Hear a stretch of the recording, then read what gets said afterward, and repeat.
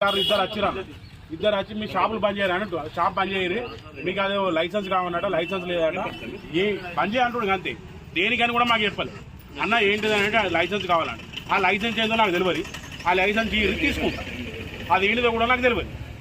నేను రోడ్డు మీద ఛాయం కూడా బతికెట్టుకుని మేము మబ్బుల 3 గంటలకు వస్తామన్న ఇద్దరు మొగడ పిల్లలు మబ్బుల 3 గంటలకు వస్తాం మబ్బుల 3 గంటలకు వచ్చి 9:30 10 మాది హోటల్ క్లోజ్ దాని తర్వాత ఇటు ఉత్సవం కూడా కూడా అడిగి బాబులు ఏమున్నా 10 గంటల దాకా నడుతుంది మేము దీనికి లైసెన్స్ తీసుకోవాలి అది తీసుకోవాలంటే మరి ఇక వాళ్ళ దయ ఉండమంటుంటాం సాగమంటే తప్ప